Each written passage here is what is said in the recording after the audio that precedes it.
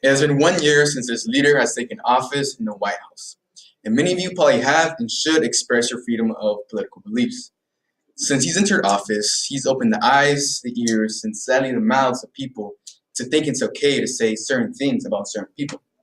More inclusively, the racial discrimination and oppression onto other people who aren't originally from this country. About how many of you know that some of you aren't from this country either? This is a nation built on immigration, but we'll get to that later. Today, I want to talk about why minorities should be allowed to stay in the U.S. and why they should be allowed a pathway to citizenship. Today, I'll be talking about how immigrants have a financial impact in the United States, why they're refugees from their home, and also how the United States is a nation built on immigration. They're bringing drugs, they're bringing crime, they're rapists, and some, I assume, are good people. They beat us at the border. People are flowing through. Drugs are coming across, pouring across. We're going to have our borders nice and strong. We're going to build the wall. Build the wall. We're going to build the wall. I'm going to build the wall, and Mexico's going to pay.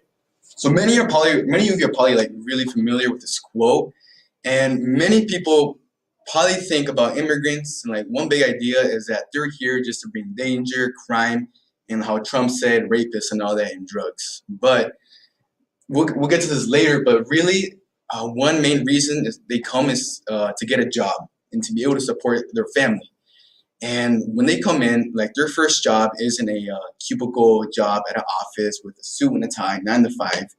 It's usually like an illegal job, more illegal for the company that hires them because, first of all, they underpay them under minimum wage. They work these long and harsh hours. So they really aren't taking jobs. I mean, I think they'd be happy to trade your job for that office job. So and like supposedly since bringing the drugs, they've been bringing in a huge financial impact in the U.S. economy. According to CNN Money, 11.1 million undocumented immigrants contribute $13 billion to U.S. payroll taxes. And many of those immigrants are actually entrepreneurs who provide lots of jobs for the workforce. So according to Unidos US, there are 336,000 to 470,000 immigrant entrepreneurs that could be put into the formal economy. So if let's say an average immigrant business hires 11 people, so that range from 3.7 million to 5.2 million jobs. But that's just the undocumented side. Imagine like the minority side and how many other people from different races are creating jobs. So it's a huge number. So one of the main reasons people immigrant is a lot because of the violence. And let's think, for instance, El Salvador. El Salvador in 1980 through 1992 were in this huge civil war with each other. And before I get into this, many people refuge because of oppression, discrimination, violence, and poverty and war from their home country. So many of them immigrate. So there's this giant civil war in El Salvador, and it left about 75,000 people dead. And I personally know people who were forced to serve in that war on the rebellious side. So today, and that violence in Salvador is still going on and it's really worse than ever. Rival gangs such as MS-13 and Barrio 18 have been in a war with each other for years, and they put many innocent lives in danger. According to ABC, they actually have 22 more times the death rate than the U.S. And actually, a point in 2016, they had 1 homicide an hour. Carmen Ortiz, the U.S. Massachusetts attorney, described El Salvador as extremely violent, as evidenced by their motto, Mata, Viola, Controla, which translated means kill, rape, and control. The violence in El Salvador is so bad that it's causing all these illegal immigrants, to cross into the U.S. border. And many of those are actually young, unaccompanied minors.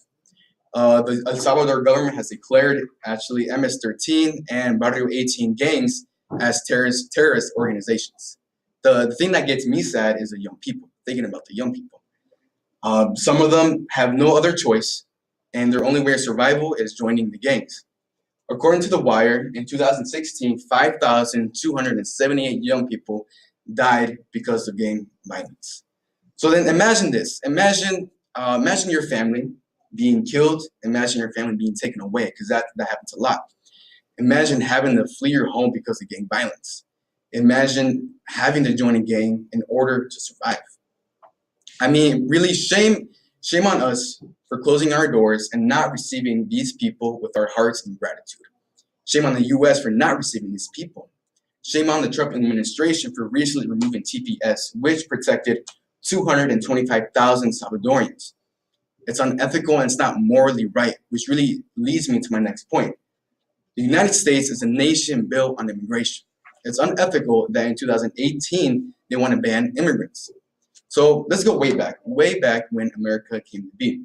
According to americaslibrary.gov, in 1607, the first colony was founded, and that was in Jamestown, Virginia. Those people immigrated here to the New World, that's what they called it, because of religious persecution, which considered them immigrants. But who was here first?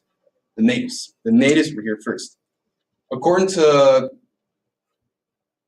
the Library of Congress, in 1829, Andrew Jackson passed the Removal Act, which then would remove Indian natives from their territory, or they call it outside of U.S. territory, west of the Mississippi into Indian territory. In 1829, he passed the act and he sent in federal soldiers to forcibly remove Indians from their homes. Americans hunted, imprisoned, raped, and murdered thousands of Indians. Those who left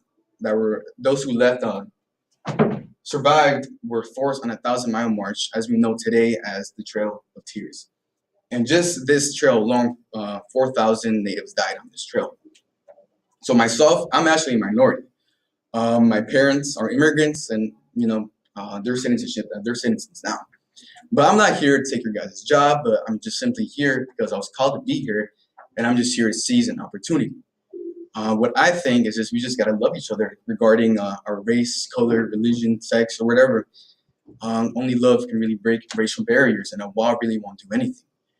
So to go over what we learned today, we'll learn about how the financial impacts immigrants really have in the United States, how 11.1 undocumented immigrants contribute 13 billion into payroll taxes. We also learned that why immigrants rescued from their home, and we learned about El Salvador and all the illegal immigrants that are in this huge gang violence and that they in a situation they don't want to be in. And we also talked about how the United States is a country built on immigration, and we learned how the natives were really the foundation and the first people here, and this country is really built on immigration, and it grew from there. Thank you.